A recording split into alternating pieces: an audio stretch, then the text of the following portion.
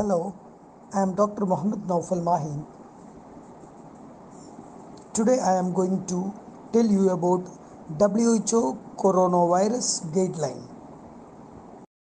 Let me start novel coronavirus 2019. Today we will discuss about WHO 8 major pillars in English language. Pillar 1, country level coordination, planning and monitoring. Pillar 2, risk communication and community engagement. Pillar 3, surveillance, rapid response teams and case investigation. Pillar 4, points of entry. Pillar 5, national laboratories. Pillar 6, infection prevention and control in health facilities. Pillar 7, case management. And finally, Pillar 8, operational support and logistics. Now we will see 8 major pillars under WHO guideline. Scaling up country readiness and support for the COVID-19 response. Learning course for UNCTs. Module 2, overview of the 8 major pillars. Pillar 1, country level coordination, planning and monitoring. First, activation of national public health emergency management mechanisms includes planning operations, logistics and finance in cooperation with partners.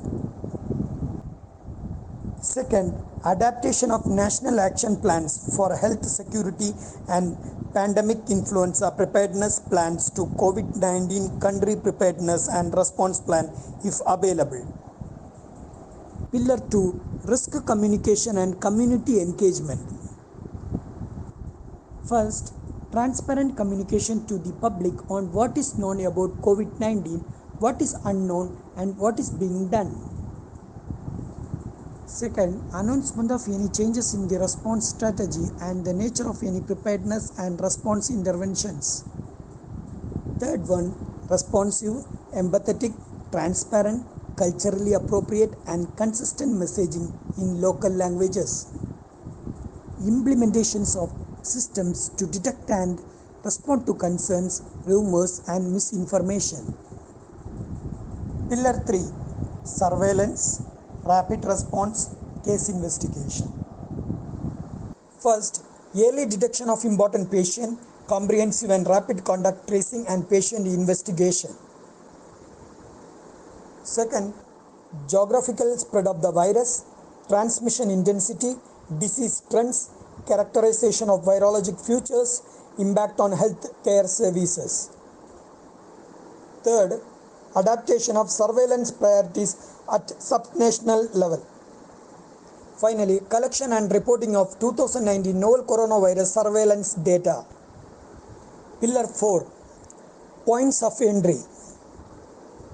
So, efforts and resources at points of entry supporting number 1, surveillance, number 2, management of ill passengers, number 3, risk communication activities. Pillar 5, national laboratories. First, preparing laboratory capacity to manage large-scale testing for COVID-19 domestically or through international arrangements. Second, activation of surge plans to manage increased volume of samples in the event of widespread community transmission. Third one, use of WHO resources to assess relevant reference laboratories, protocols, reagents and supplies. Pillar 6, infection prevention and control. First, review and enhancement of infection prevention and control IPC practices in communities and health facilities. Second, prepare for treatment of patients infected with 2019 novel coronavirus. Third one, prevent transmission to staff, other patients, visitors and in communities. Fourth one, investigation of all cases of healthcare associated infections. Finally, development of a national plan to manage PPE supply. Pillar 7, case management. First, identification and preparation of healthcare facilities for large increases in the number of suspected COVID-19 patients. Second, training of staff on COVID-19 case definition and care pathway and case management. Third one, prioritization of treatment for patients with or at risk of severe illness. Fourth one, dissemination of guidance on self-care of patients with mild disease when appropriate. Fifth one, review of plans to provide business continuity and provision of other essential healthcare services. Finally, implementation of special considerations and program for vulnerable population. Example, elderly, patients with chronic diseases, pregnant, lactating women, children. Pillar 8, operations, support and logistics. First, mapping of available resources and supply systems, procurement, stockpiling, storage, security, transportation and distribution. Second one, development of a central stock reserve for COVID-19 case management. Third one, implementation of expedited procedures in key areas. Example, surge staff deployments, procurements of essential supplies, staff payments as needed.